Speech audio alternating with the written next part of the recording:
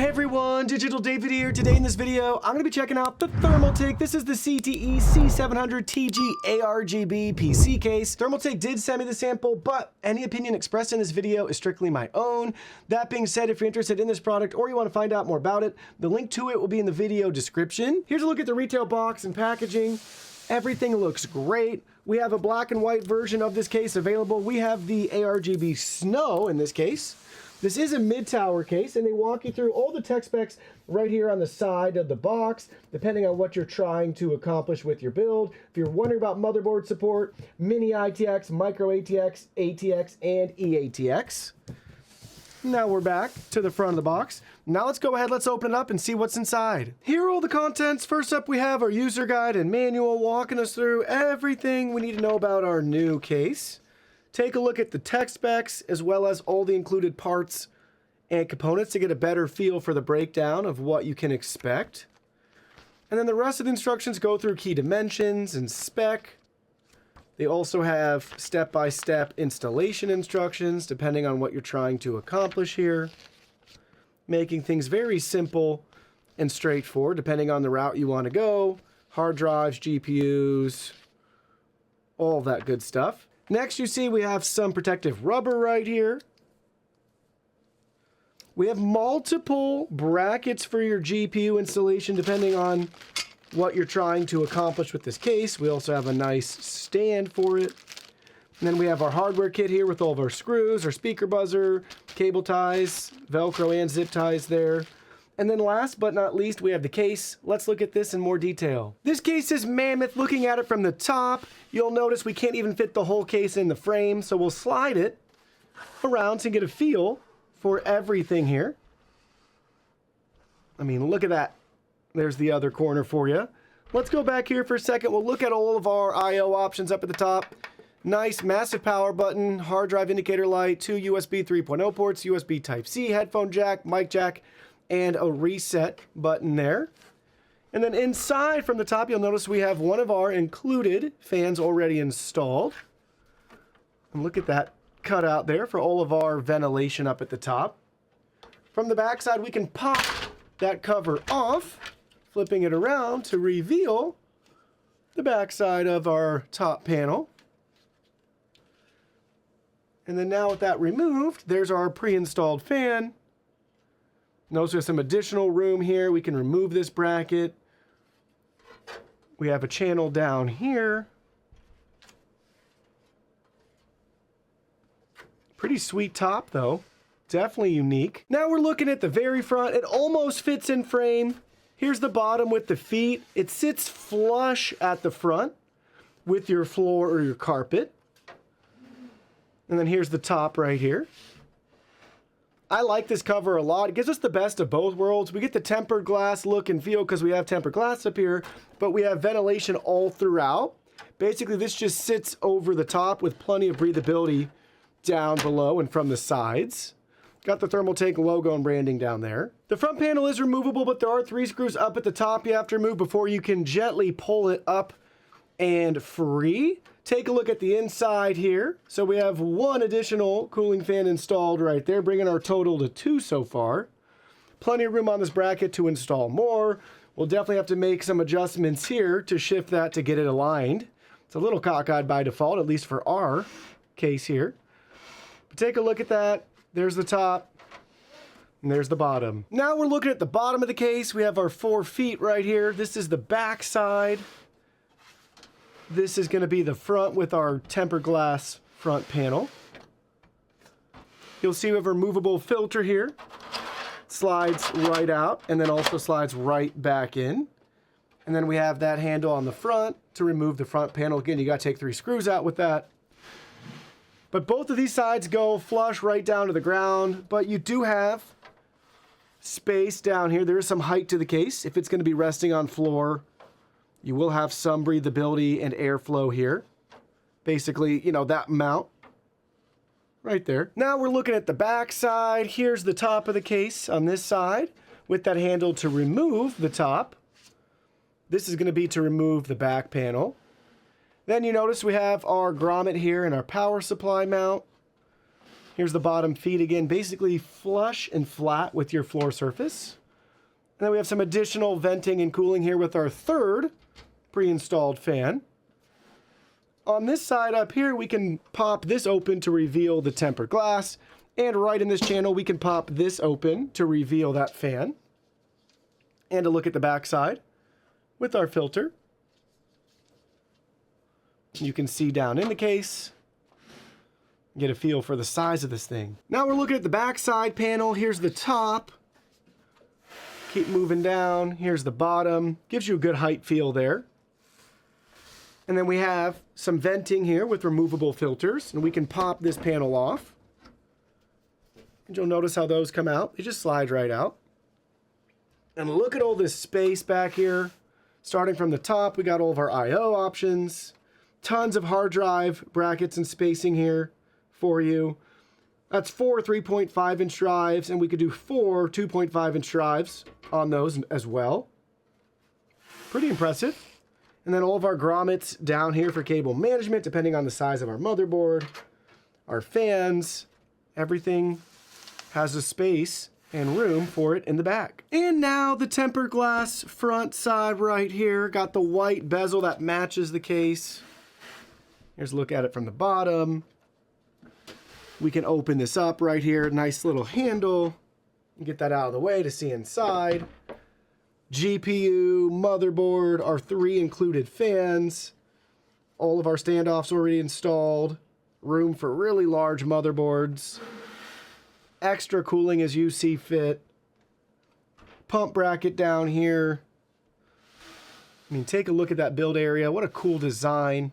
Now it's time to get our PC built. All right, so here's our finished PC. Everything works great and looks great. Let's take a closer look. All right, so we're to the heart of the build right here. So first up, let's talk about some of the specs. We're rocking the Intel 11600K CPU with the MSI Godlike motherboard. Some Lexar DDR4 RAM. Cooler Master AIO. We have our Gigabyte RTX 4070 Super. You can see that in action right there. Close-up of some of the motherboard.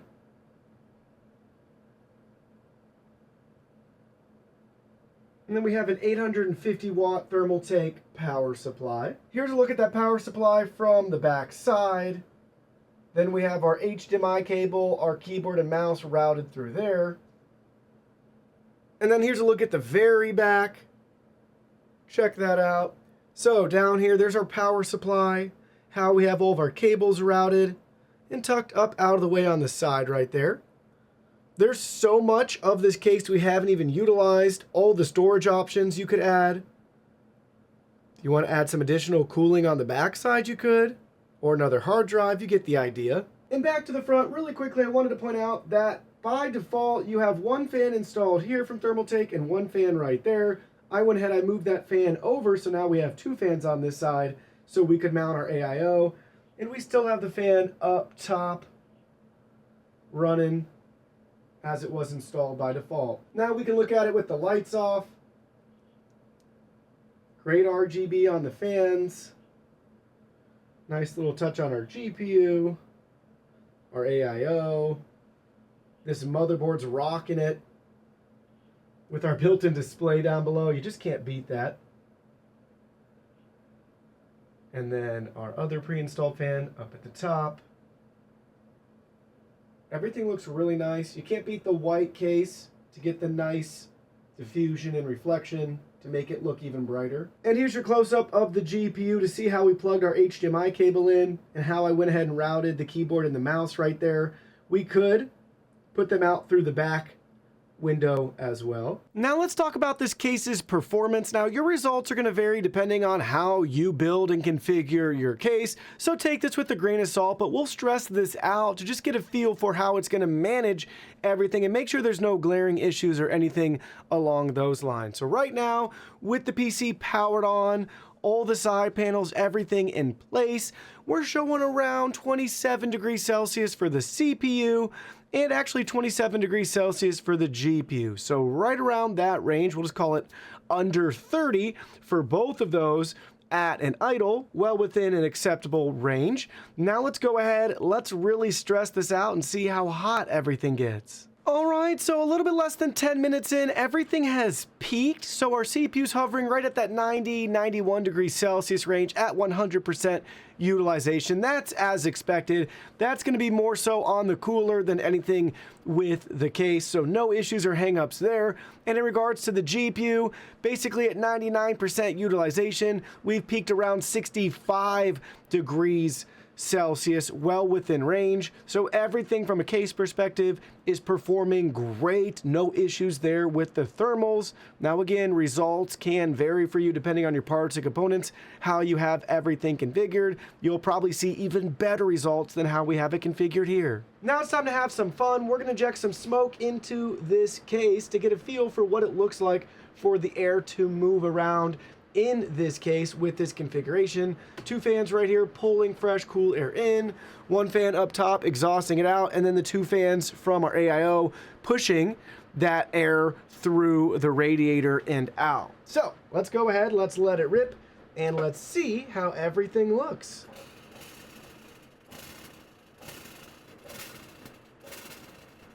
All right, so with that air, what's something interesting that I just noticed too, we have a lot of air actually coming right out here, more passively.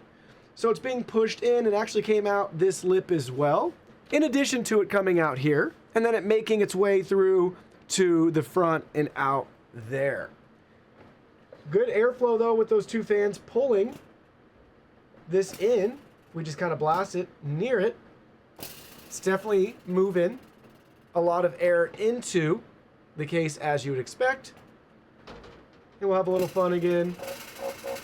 So you can really see that coming up and out. So I think some of that's kind of hitting the wall from the GPU and forcing it straight up and out. And then the rest is moving its way along the case and out. So pretty cool, a lot of ventilation. Nothing from the back is exhausting out. Those back ventilation slots, one's for the power supply and one is if we had another fan, if you wanted to cool off the back side of your motherboard and your CPU. So if we had one configured there, you would have some additional cool air to help keep temps even lower. So after using this case, let me share with you my final thoughts. Here's what you need to know. This is a great case. The build quality's top notch. I'm really pleased with it overall. They give us 3 fans, which is nice. They're ARGB fans. Everything works great. There's no glaring issues or anything along those lines. We did a very simple build, but you could really go complex with custom water cooling, a massive air cooler, whatever you want. Don't forget you can add multiple 3.5 inch or 2.5 inch drives. If that's something that you're still doing today, you have that luxury here. You could make this a nice little home server if you wanted. Anyways, I'm pleased with the build quality, the components, everything along those lines. I do wish for that front panel you didn't have to remove the top panel in 3 screws to be able to take it off. I wish it just popped out on its own. Other than that, this is not really the case for people that have to consistently plug and unplug USB devices, maybe your Ethernet cable, your display cables, things along those lines. That's not going to be where this case excels. It excels because you can really hide all that stuff and get it out of the way. You have to spend some more time up front setting it all up, routing the cables, taking the cover off, that sort of thing. So I wouldn't say this one's going to excel for anybody out there that constantly has to plug in more devices or swap things, right? So you have the couple USB up top. You're going to live and die by that unless you're just going to get used to taking off the cover and swapping out all the cables when it's time. Anyways, other than that, I think there was one miss with this case, and that was not giving us the riser cable. There's nothing wrong with how we have our GPU configured. I really like this look just because it's unique, but I think for this particular case, to really utilize your GPUs, especially as they become larger and larger, it's more of a showpiece, and you want to see it from the front, right? So with the triple fan design on this GPU, it would look a lot better facing 90 degrees differently. So in order to do that, they give you all the brackets, they just don't give you the cable. So that's another expense you would have to incur, just something you should factor in.